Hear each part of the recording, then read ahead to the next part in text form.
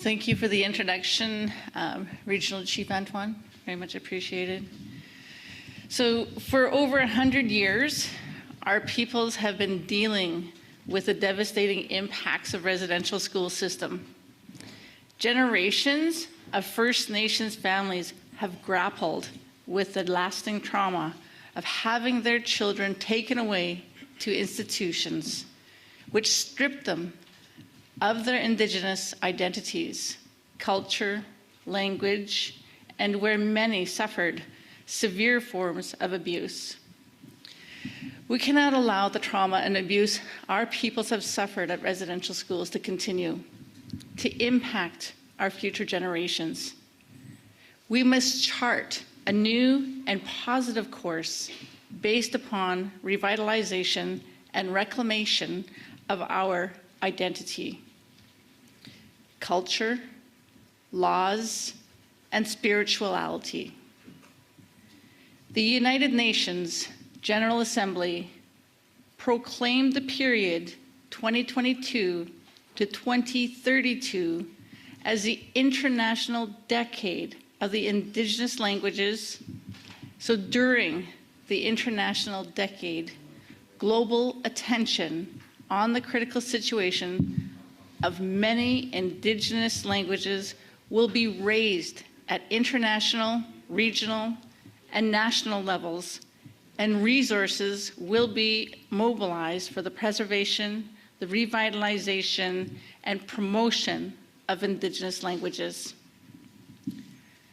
We urge the Catholic Church to acknowledge its role in residential schools and the loss of Indigenous languages, and to join us by actively supporting us with human and financial resources for the revitalization and promotion of our languages and culture as a foundation for reconciliation and healing.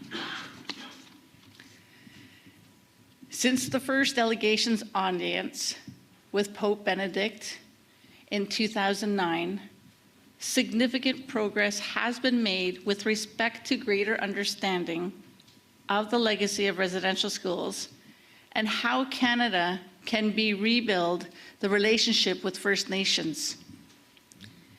In 2015, the Truth and Reconciliation Commission of Canada published its final report, and with it made 94 calls to action for reconciliation between Canada and Indigenous peoples.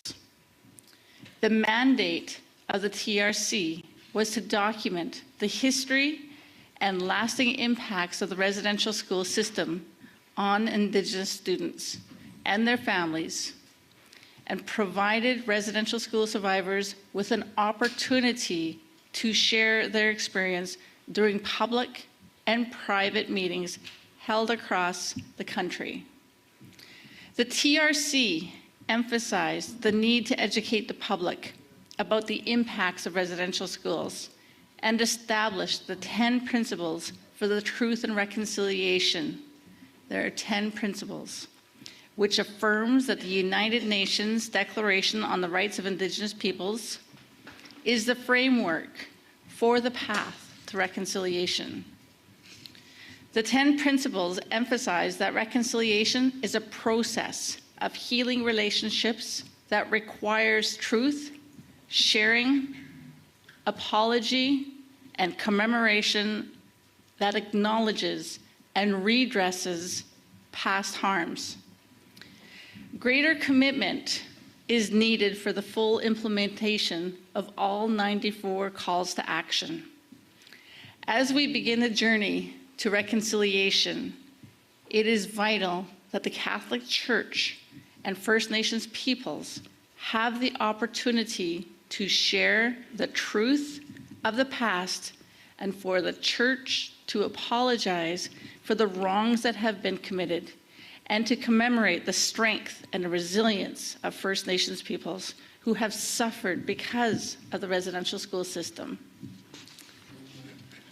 On September 30th, 2021, Canada recognized the first National Day for Truth and Reconciliation.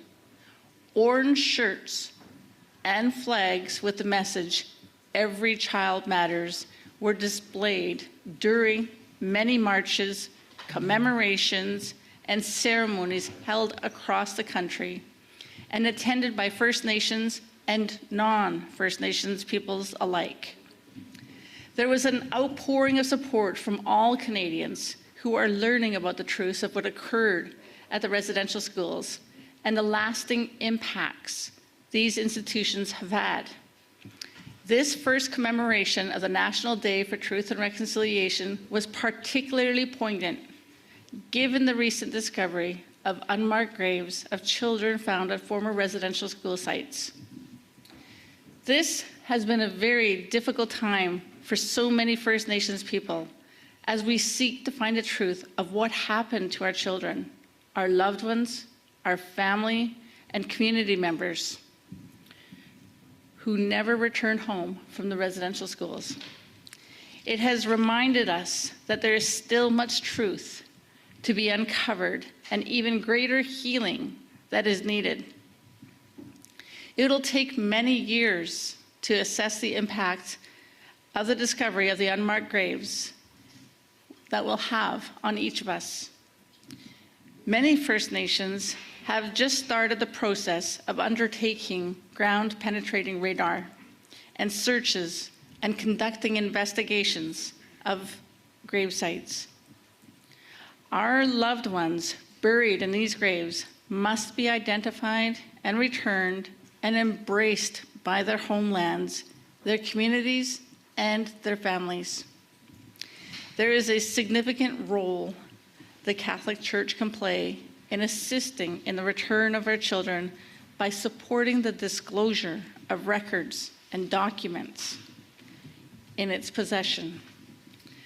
Access to all of the records and documents will help to identify our children and may bring closure and healing to the many families and communities whom for so long have grieved the loss of their loved ones without knowing the truth of what happened.